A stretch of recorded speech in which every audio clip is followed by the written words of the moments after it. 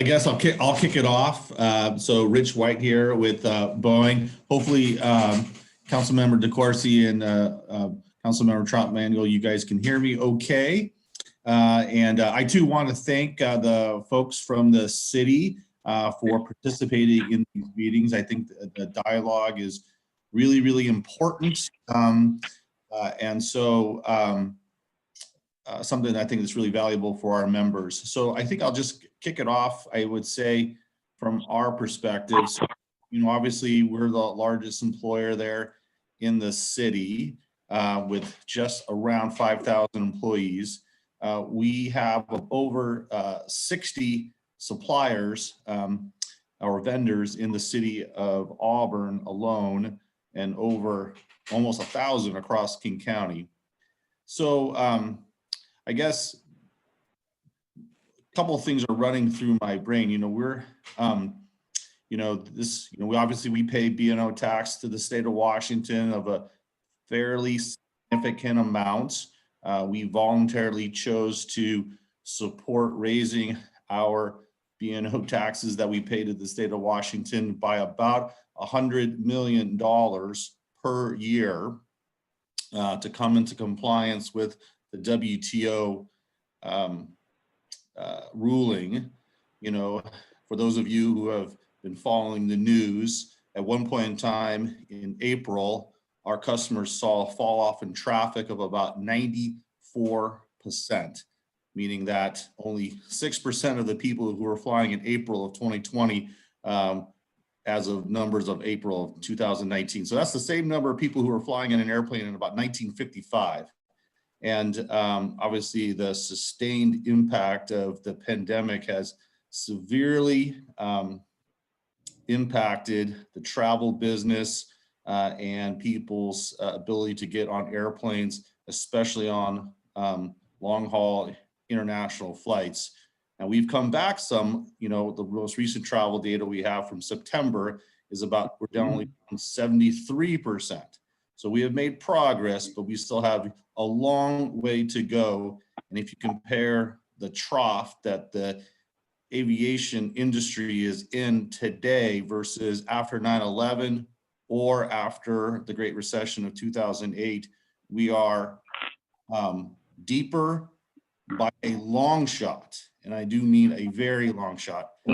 So when it comes to the costs associated with doing business across our enterprises and the cities, we are very concerned about just liquidity issues, not in addition, not to just for us, but also across our supply base. I think it's I think is context for council members and the city to kind of fully understand the state of the business. I don't think I can really underestimate how really, really bad it is. Second, I would say really it is imperative upon the city to come up with a draft proposal and actually plug some numbers in. Otherwise, we in the business community are really talking about hypotheticals, in my opinion, and really and not giving us an opportunity really to shape, I think, what is the art of the possible here. Recognizing, I've been around politics in the state of Washington for almost 30 years, and I am fully aware of the municipal structural deficit that not just Auburn, but practically every city across the state of Washington has faced because of the legislature's codification of Initiative 747 and the 1% cap on property taxes. So I understand that and am very sympathetic to that, but I'm also very cognizant of the fact that we exist in a very, very fragile economic environment where the ability for certain businesses to survive or not survive, I think, are really hanging in the balance with Congress not acting on any additional relief package. So I would just ask two things. One is, actually three things. One is, continued dialogue and collaboration between the business community and the city about this potential B&O tax. Second, really looking for opportunities to, I don't know better terminology for this, but spread the wealth. I think the more people who have skin in the game around paying for city services and the things that not just Auburn, but any municipal government provides to its citizens and to its businesses, I think needs to be justified across all sectors of the city, not just one. And then third, we really would need to see a draft ordinance so that we can react to that, so we have a baseline to deal with. So with that, that's just sort of my opening comments. Sorry for droning on for so long.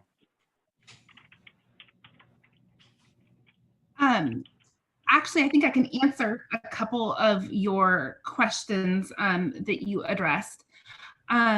One, as far as hypotheticals, we have worked with some numbers internally. So to backtrack, we actually have a model ordinance as far what really dictates the base of our code, and that's a template that we have to follow. So even though we have legislative authority from the state to implement a B&O tax, there are certain provisions that we have to have in place. So certain definitions around apportionment, as well as standard deductions and exemptions, and that's our starting place. Where the city has a lot of flexibility, and this is one of the reasons why we really are eager at collecting information from the business community, is when it comes to exemptions and deductions. We can really build in exemptions and deductions as we see it best serving the city of Auburn as a whole. And so getting a better idea for what makes sense for our business community is what we want to be able to take into consideration. The other pieces that and these are the things that we've been working with internally, is reporting threshold. So what the minimum reporting threshold in gross receipts, as well as the actual tax rate. So where we're starting right now is we have about overall about a $10 million gap on an annual basis between our revenues and expenditures. We are looking to recoup or fill that gap between $4 and $6 million of business and occupation tax. So when you bring up the idea of spreading the wealth, that's exactly what we've done with our plan long term. We don't want this to be wholly put on the backs of the business community. So we actually have a 3-tiered plan that we're looking at right now from a fiscal sustainability policy. And the first is utility tax, increasing our utility tax. And that puts really a lot of burden then on residential customers, so users of our water, sewer, storm, and garbage system. The other piece was the business and occupation tax. And then looking forward into the future, we're also considering levy lid lifts or Metropolitan Park District, which would require an increase on property tax, and that requires voter approval to enact. So those are really the resources that the city is limited to as far as raising additional revenue. The other area is in our charges for services and fees. So those are the direct charges that typically with community development and permitting and building and economic development activity. We're looking at a cost recovery model for those charges for services and fees, knowing that there's kind of a breaking point there as well. We don't necessarily want 100% recovery model there. There is some portion of that is subsidized by the general fund and taxes, only because it becomes too expensive to do business in Auburn, then businesses don't come to Auburn. So it's very similar to the B&O tax. It's circular, right? And we want to try to find that point that helps us recover costs, but at the same point isn't going to actually lose us business and money in the long run. So with that, knowing that we're looking to use B&O tax for about $4 to $6 million in additional revenue, we've been playing with the thresholds. And so really the minimum threshold that we're looking at proposing would be $500,000. And something that the council will need to consider moving forward is, do we want to increase that threshold, maybe $750,000 a reporting threshold? The maximum B&O tax rate that the council has the authority to levy is 0.2% across all sectors and all industries. We're not looking at, to get $4 to $6 million, we wouldn't need to have a tax rate nearly as high as 0.2%. We're more likely going to be considering a structured tax rate across different industries based on industries that have higher and lower profit margins. So we've played with a half of 1% and up to 0.1% are really the tax rates that the numbers that we've been playing with to get us to our $4 to $6 million that we need to collect in B&O tax. So I know that's still really big picture, but I hope that helps kind of narrow it down a little bit for you kind of theory. So we're looking at $500,000 to $750,000 reporting threshold. I know that for Boeing, it probably doesn't matter what our reporting threshold is. You'll fall into that category, but then we're looking at anywhere between 0.05% and 0.1%, depending on the sector. Thanks, Jamie. I appreciate that. So I am very, very familiar with B&O tax ordinances and the model ordinance. I deal with one in Everett. I deal with one in Seattle. I deal with one at the state level. I deal with, so I'm very familiar with that. And so, and I do recall your very good presentation to the board last month, talking about all those things. And so I think, from all of us, especially the manufacturing sector, I think we're very interested in that apportionment issue that you referenced. And then obviously council is going to have to decide about thresholds, and much like the state B&O tax that we pay or in other industry sectors pay, there are multiple different levels and rates depending on what SIC code you are. And so very well of that. I guess my biggest point is really actually having a draft ordinance so that we can have a baseline to deal with, I think is super important to us. Okay, great. It looks like I don't have your name on here, but it says iPhone RC. Yes, it's me. All right. Okay. Okay. First of all, we are a small manufacturer in Auburn, and this B&O tax would be a very huge detrimental where maybe we just go out of business. Because number one, we also compete in the Northwest. One of our biggest competitors is in Oregon. No B&O tax, no sales tax. And this past year, we lost business because the state of Washington changed how they collect sales tax. And I just think you have to take a look at that. When you start adding more B&O tax to the cities, we become less competitive in the Northwest. And we can't pass that on because we have to compete with companies out of Oregon, Idaho, Montana, California. The other thing that you said is that you were going to increase the utility tax. Well, guess what? That affects businesses. You're going to increase the services and fees. That will affect us as well. So I really think that this is a very short-minded thought from the council, especially when you're saying you want to use these fees for parks and other stuff where it doesn't benefit the business. So I think what should happen is you need to go back and work with the state legislature, because Auburn lost a lot of sales revenue when the state changed the sales tax to the point of purchase, not the point of manufacturing or delivery.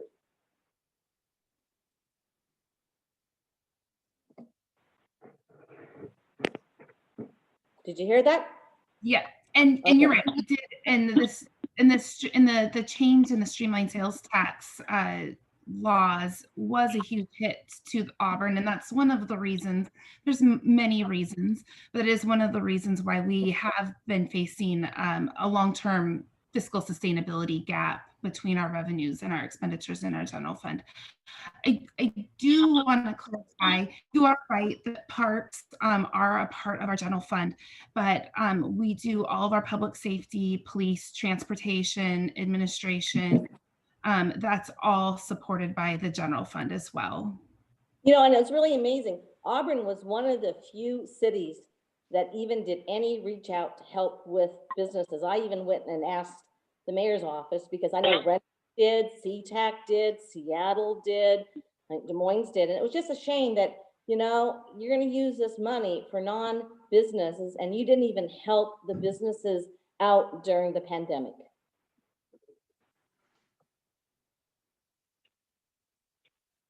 I know that we had a small business grant program, and I maybe it wasn't as robust as other cities, but we did offer some assistance to our smaller businesses as it was directly related to the pandemic. But I think you may be talking. Sounds like you might be talking about some other assistance above and beyond. Well, I think what's going to happen is the governments in Washington, you've got to stop looking at the businesses to bail you guys out. You know, we just can't anymore. This could probably put this business under next year based on this past year with the pandemic and everything else. And you got to take a look at that because number one, we're all going to be facing increased state taxes, the unemployment, L&I, they've already said that. Now you want to take another tax that we have to pay? I would say that, you know, this is a unusual time for all of our businesses is what they're going through. It's hard, right? And the fear of not being able to make it because of closures and shutdowns and such that are imposed on us. And then when taxes get imposed on us, as well as in the business community, it makes us passionate and it's hard.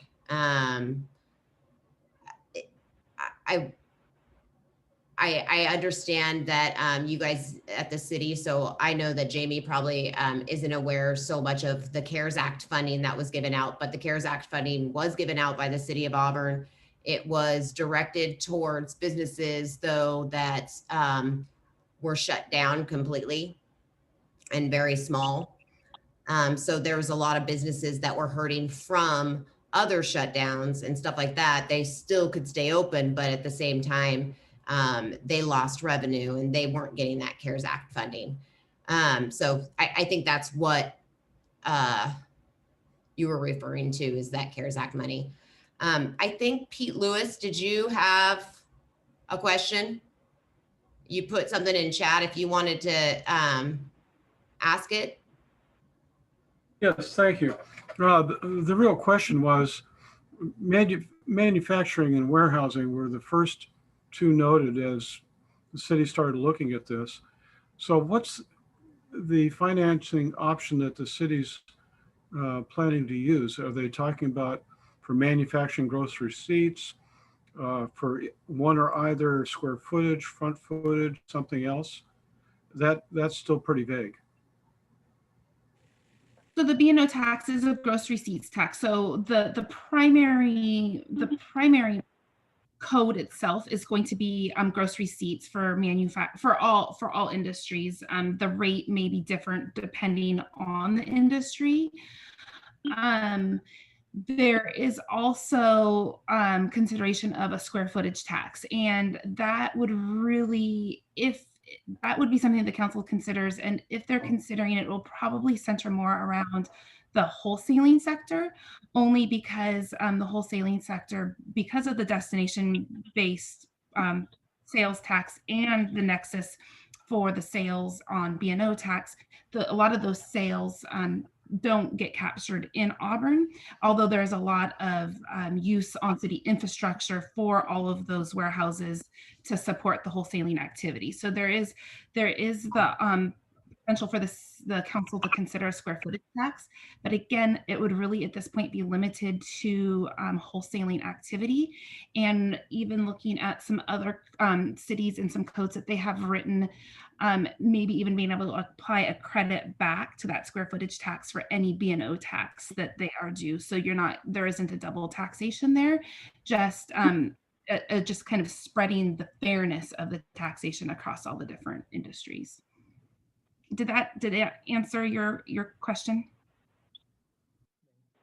Yes, there is a basis to look at for both the manufacturing and the warehousing. And since that got brought up so early in the work sessions, I figured that should probably be a part of that information that was given out to the manufacturing sectors.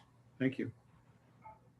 No, thank you. Especially for this group, if there's any wholesaling activities that these businesses engage in, the square footage fee would impact them. However, we're not looking so much at trying to assess an additional tax above and on top of the B&O tax. And for manufacturing and retail and for the manufacturing and retail sectors, it would kind of act as a double tax, which is why the square footage tax would really be carved out more specifically around wholesaling activity only.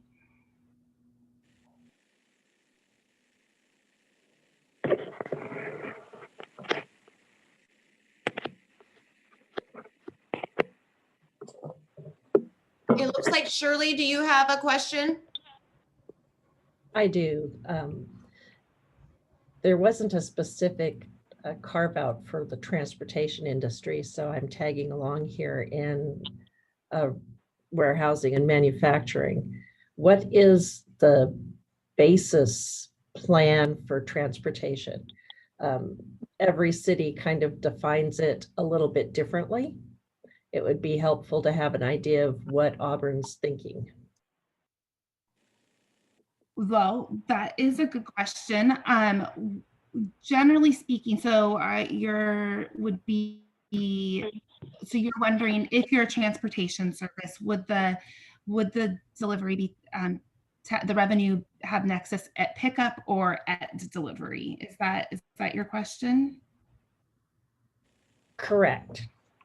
Under the state, we actually pay public utility taxes. We don't pay business and operations or occupation taxes. We pay public utility taxes.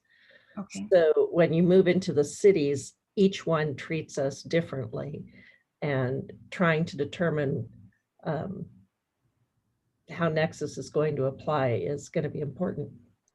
Talking about what they're looking into in terms of taxes to get revenue or any.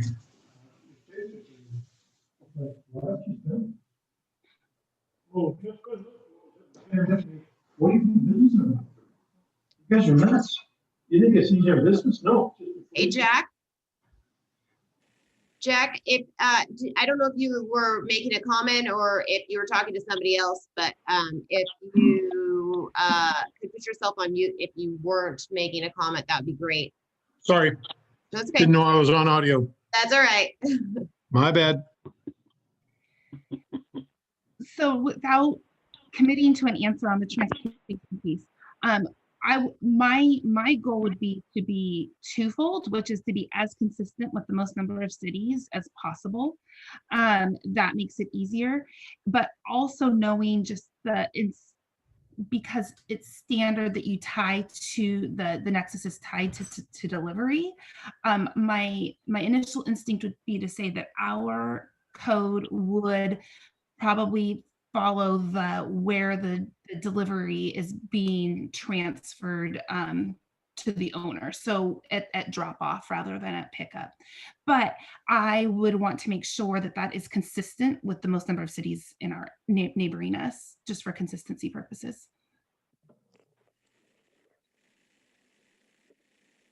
So I have a question.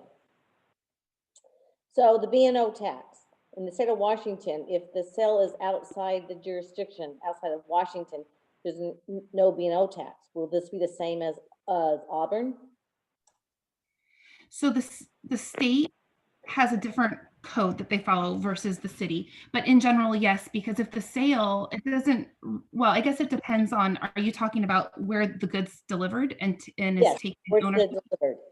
Yeah, so yeah, we do not, if it's being delivered out of state, it does not have nexus in Auburn. So even if the sale, the money exchanged hands in Auburn, if the product isn't being receipted by the customer in Auburn, then Auburn does not have nexus. So are you guys actually going to go forward with this B&O tax? Is it already a done deal that it's going to be implemented? No, so a little bit of, so kind of by way of how we've ended up here today. So over the last couple of years, actually through the last 2 biennial budget cycles, we've been seeing this fiscal sustainability gap, and it's getting closer and closer and closer. And we, in our last budget cycle, so the 2019-2020 cycle, we had identified that something was going to need to be addressed in the 21-22 budget, which is what we've been working on right now. So for the past year and a half, we've been identifying ways to really build this gap. We've built a budget that was adopted a week and a half ago by the council for 21-22. It assumes a B&O tax revenue for the year 2022. That being said, the council has not actually adopted a B&O tax code yet. So our budget assumes the revenue, but if the council does not, and so that means if the council doesn't move forward and actually adopt a code, then we would need to go back and do a budget amendment to make significant reductions to our 2021 or our 2022 budget. So what we're proposing in the code that we would be bringing to council for consideration in the first quarter of 2021 is a code that would go into effect January 1, 2022. So that is kind of the plan that we're working with. But then to answer your question, has it actually been adopted? Is it a done deal? The answer is no. So, but my question is, then, are you guys also looking at other things, or has there been a lot of backlash from the business community when you've done these meetings?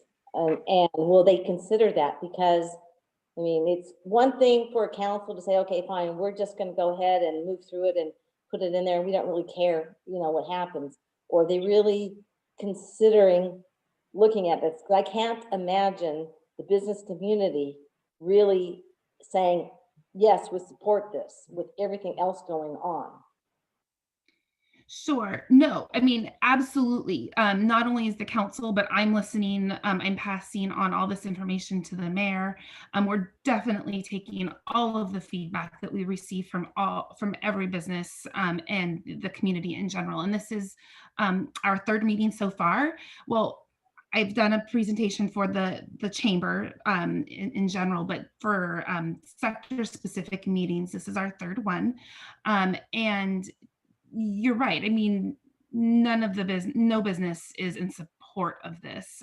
It's difficult for everyone, particularly in light of where we're at right now in the state of affairs in the world, really. So yes, we're listening to what you guys are saying. There's still the opportunity for the council to not move forward with the B&O tax. I think most importantly, though, we want to make sure that if we do move forward with the B&O tax, it's as equitable as possible, and we are really taking into considerations this very specific needs and concerns of the businesses. So if possible, we can write that into the code to really partner with the businesses as much as possible, even though understanding that there's no way that increased taxes is ever good for businesses, understanding that, but trying to make it as palatable as possible. And that's why we're here. Yeah, but please remember is that we just don't compete with other cities in the state. We have to compete in the Northwest. And by putting it, we already suffer with the B&O tax in the state of Washington to compete in the Northwest. And now Auburn's going to put one in, and then all of a sudden, every city is looking at putting one in, even for the goods that are delivered there. So the nexus is still going to be on delivery. So all of a sudden, we're gonna have B&O tax on the state, B&O tax on the city where the goods are manufactured, B&O tax on the city that it's delivered to. Mhm. And guess what? If the businesses go out of business, you're not gonna collect the B&O tax. No, you're absolutely right. And that is, I mean, you guys are critical to Auburn being able to provide the services that we're able to provide. And we are so appreciative of the businesses, and we need you. And we have been, this hasn't been an easy proposal. This hasn't been something that we're like, oh, this is going to be an easy thing. It's a cash grab for us.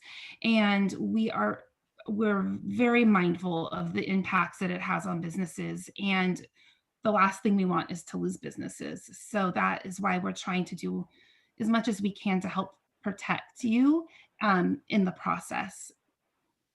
Well, it just doesn't sound like it. I just figure with this meeting that it's already, like you say, it's a done deal. You're just saying, okay, fine. You're just kind of, letting it kind of like smoothing it out. It's going to happen. And I just think it's a really, really bad idea. Claude, did you have Casey, something can you that hear me you wanted okay? to say? Can you hear me okay? Yep, we can. Can you hear me? I Okay, can hear good. you, Claude. All right. Okay, so everybody can hear me. I'm sorry, I couldn't get my Zoom audio to work tonight for some reason or other. It worked earlier today, but so I had to use the phone. So let me jump in here a little bit. And your council cannot speak on pending legislation. There's 2 council members here tonight. We've had up to 3 council members in these meetings. I am involved in every one of these meetings except one. So I have a conflict with one of the meetings, but I am listening intently to the business community on every single one of these meetings. So as Jamie mentioned in the background, we started to hear the issues related to the city's pending shortfalls over 2 years ago when Shelley Coleman was director of finance, and upon Shelley's retirement, Jamie came in, has done an excellent job as the director of finance for the city. So at that time, we were looking at the issues related to the increased expenditures and the lessening of the revenues. And as Richard mentioned, the 1% cap we have on property taxes, that relates to approximately $250,000 a year in revenue to the city. That's it. So and we can't raise that cap. Jamie talked about a levy lid lift, which does raise the property tax, but that is a voter initiative. It's not a councilmanic action. So what the council is looking at right now is taking all this information in from the business community, looking at the situation we're in, and making a decision of whether or not we go forward. So it's definitely not a done deal. It won't be a done deal until the council sits on the dais and this comes to a vote early in 2021. So I've asked Jamie to bring forward, and she will, additional data, information, analysis, and other items before our study sessions again, before we go to an ordinance for legislation to the full city council. At those study sessions, we have an opportunity, non-voting, but an opportunity to again review, discuss, dialogue, council members talking back and forth with one another, and getting a better understanding of where we're going to go with this. City of Auburn is just like any other business. You have 2 choices in this process. You either raise revenues or you cut expenses. So unfortunately for cities, raising revenues usually means tax increases in various aspects. We have no other options, no other choices in that. Cutting expenses means we reduce services and you lay off employees.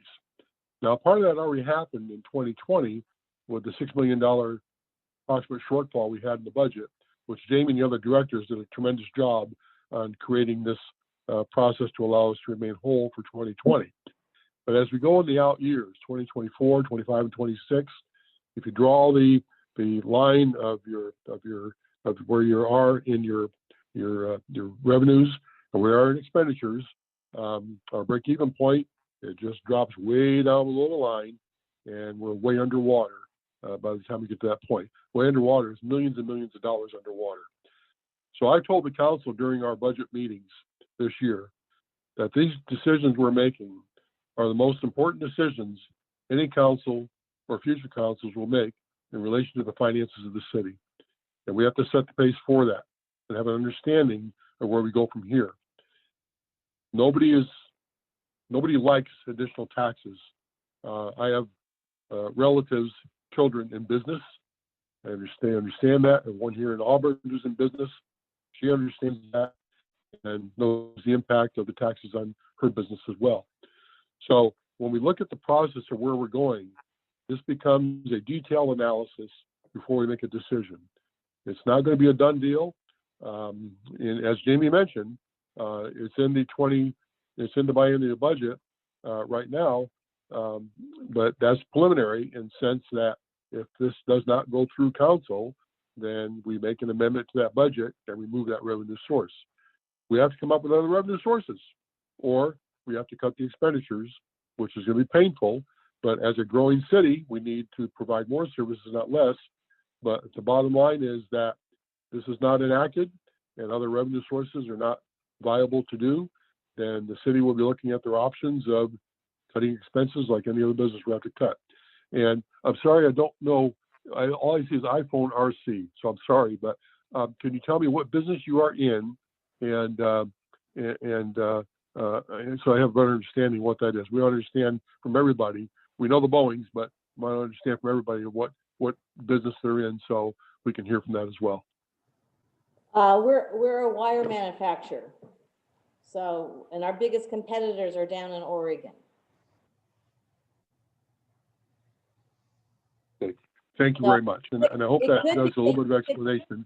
Take a look at this, and maybe you have an exclusion for some of these people, but when you have to compete against other companies in the Northwest, it's really, the B&O tax is a detriment to our viability and our competition, because it's not like we can just pass those taxes on, because, and we have really low margins. You're talking, pennies.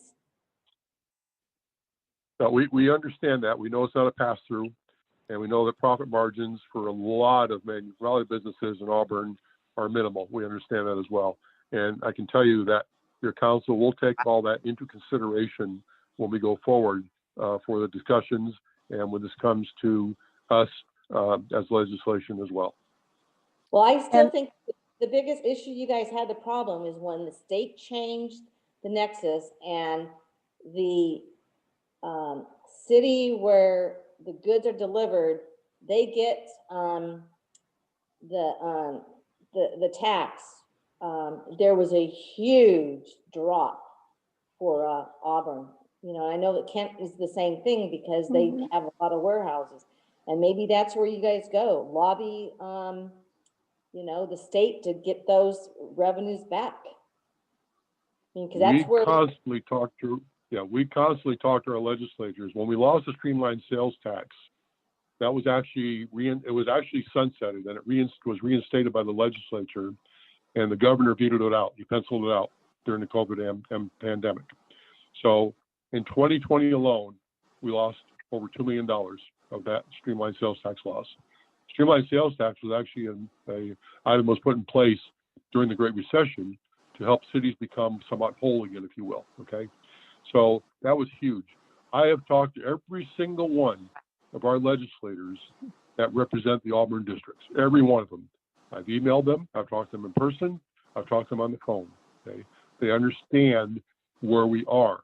That doesn't mean they're going to change anything, but they understand where we are. We lobby Olympia all the time. We lobby Washington, D.C. all the time. We're in constant contact with our federal legislatures as well as our other state legislators. And we are a voice for a city. That's part of your council's responsibilities, being a voice for our constituents in the city.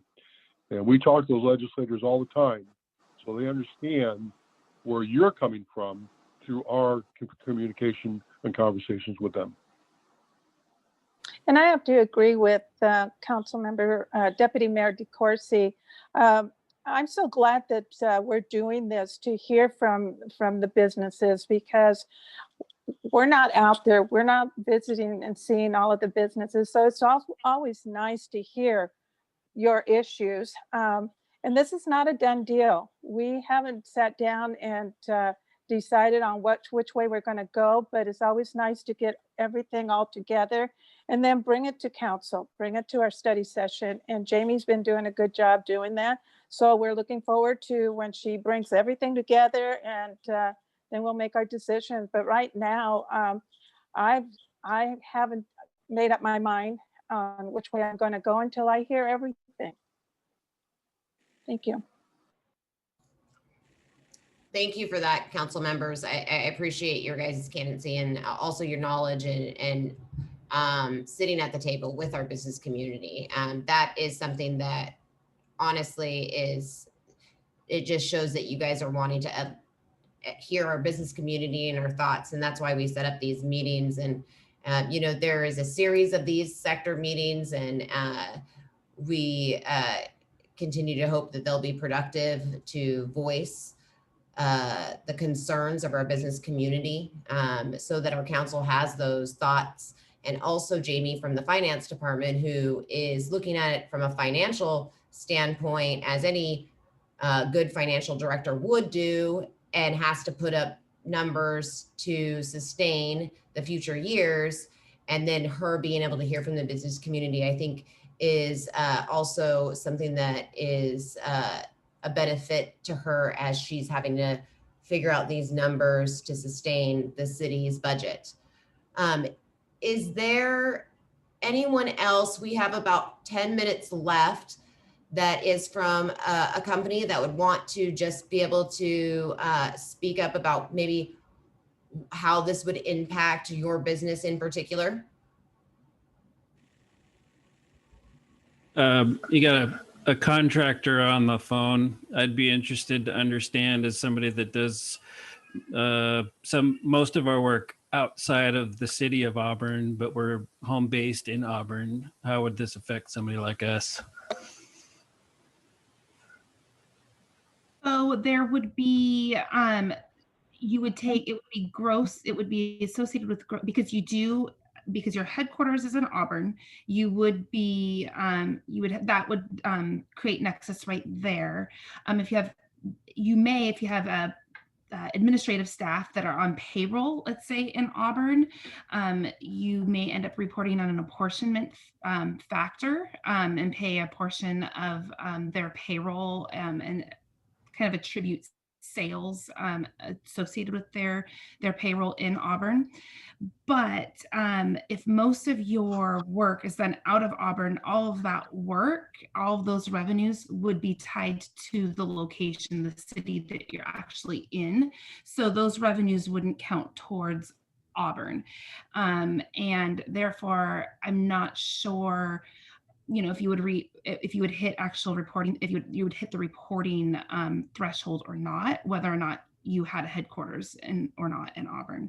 It's a really vague answer, but it just kind of depends on total gross revenue earned in Auburn and how much headquarter activity actually takes place in Auburn compared to the work being constructed and done outside of Auburn. Okay, fair enough.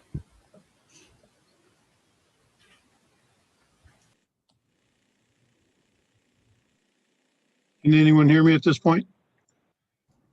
Yes, we can, Jack. Okay, my name's Jack Snedeker. I'm with Salmon Terminals. We're in North Auburn, up near Staples. We share the building with Staples. Just to shed some light on it, our taxes from state, local, et cetera, have gone up 43% in the last 3 years. That's a huge number that we can't really pass on to our customers. I've already got ownership group looking into Eastern Washington as locations, Lacey as probable locations, possibly even Vancouver, BC. So someone mentioned earlier that, you know, you run the risk of not forcing people to move, but kind of the straw on the camel's back, where people look at it and say, let's let's pick up and go somewhere else. So please take that into consideration, that, you know, the homeowners get hit hard because they have automatic increases based on their values. Our property taxes go up because of the building values, which is terribly unfair, and we can't fight those with the state at all. It would seem to me your argument should be more to the state to get a portion of what they already collect in all the businesses' names brought back into the local government.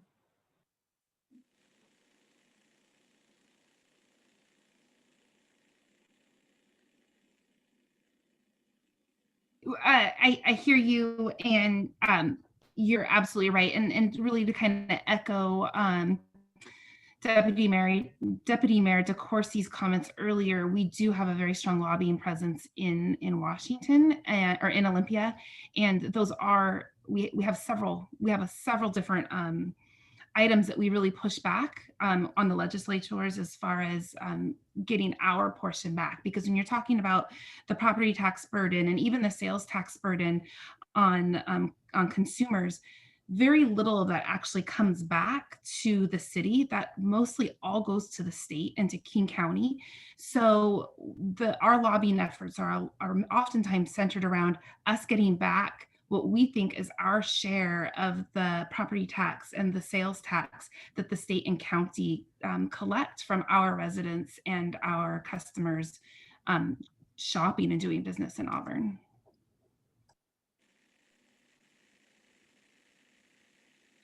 Jamie, maybe you could explain to everybody when we have the assessed value, because I heard as the values go up, property taxes go up, which is true, but as the assessed value increases, the actual rate of increase for property tax decreases. So perhaps you can explain that. Yeah, so we actually, yeah, property tax is complicated.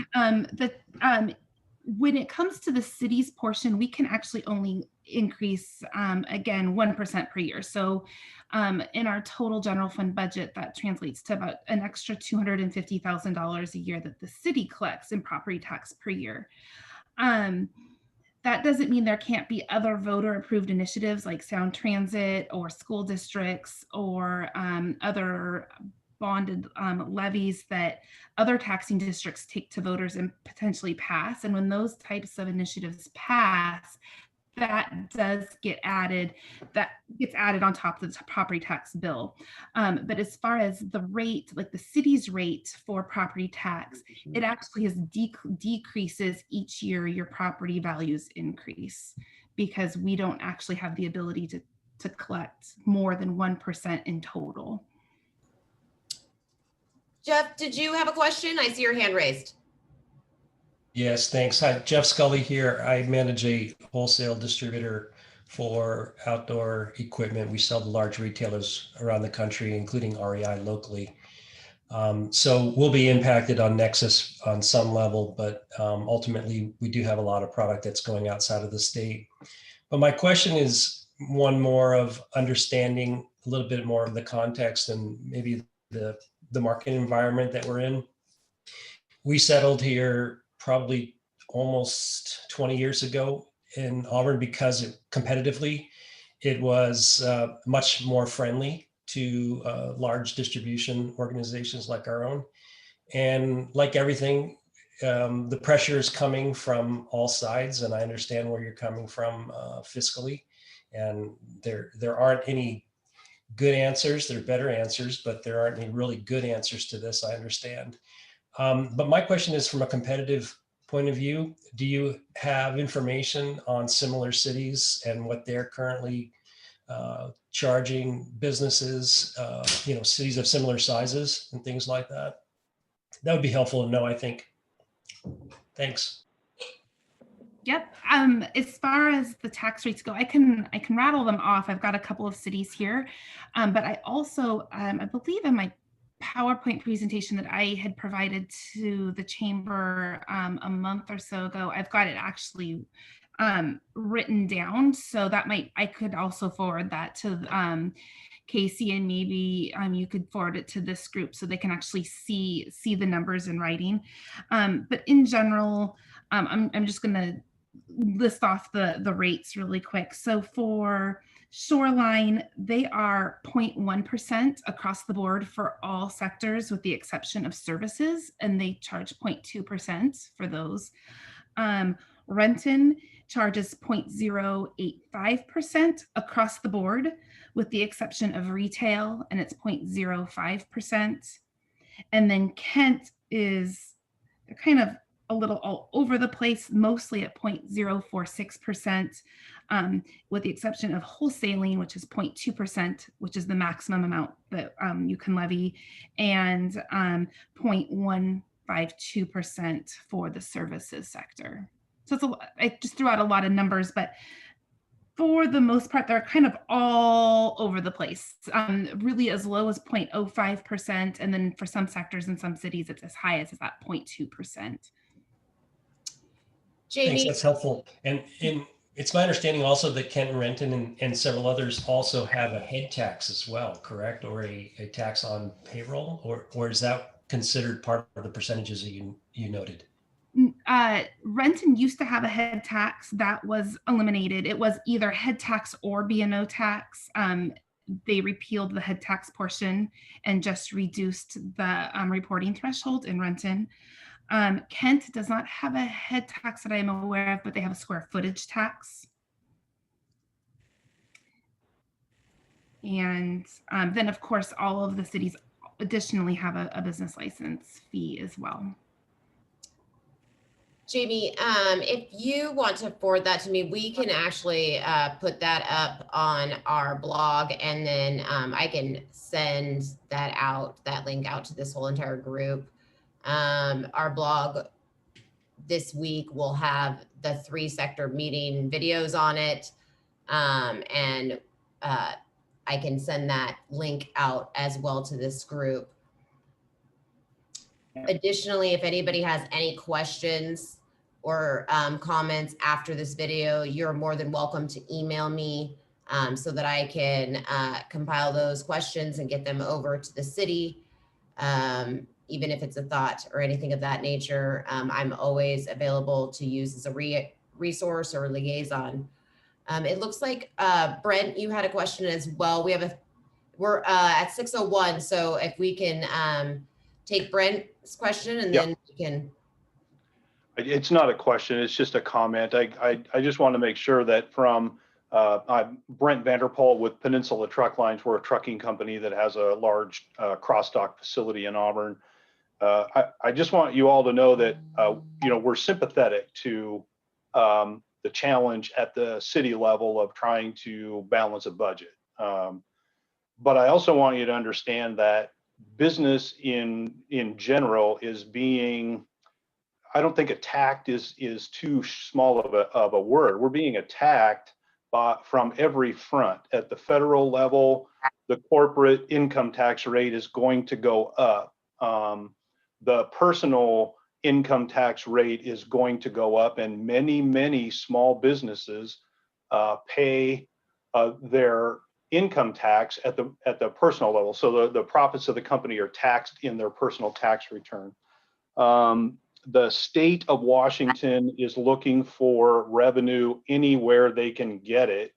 And I think that this talk about a potential B&O tax in Auburn is just one more in a laundry list of fees and taxes that businesses are going to be hit with in the coming months and years.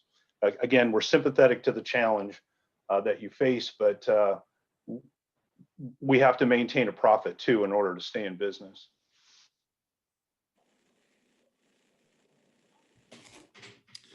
Hey, thanks, Brent. So Rich White here again from Boeing. Just wanted to wrap up. We're at 6:03 and want to respect everyone's time.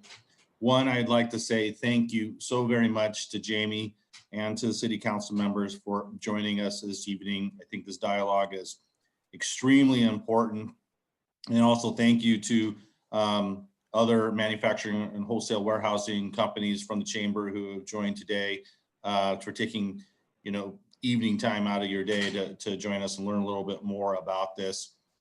I hope that Jamie and council members, you have kind of understood the trepidation, I think, that I've heard a lot this evening, and the concern that we have as a business community in this very, like I said before, a very fragile economic environment that we're sitting in.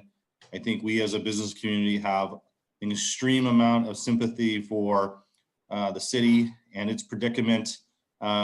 We too are right alongside you in terms of being negatively impacted by this pandemic. And so we more than you realize sometimes really feel the impacts of this economic downturn all across the business community. So I really look forward to further dialogue. I look forward to a drafted ordinance and look forward to just continuing this dialogue going forward. So thank you very much. Casey, if you want to say anything else, you certainly can, but want to basically respect people's times and just thank you again for participating. Thank all of you for coming and sharing your stories with us, because I'm sure Claude and I will talk about this, and Jamie. And so thank you for sharing all your thoughts. Thank you. Thank you. I hope everyone has a good night. Feel free to email me if you have further comments. Thank you, everybody.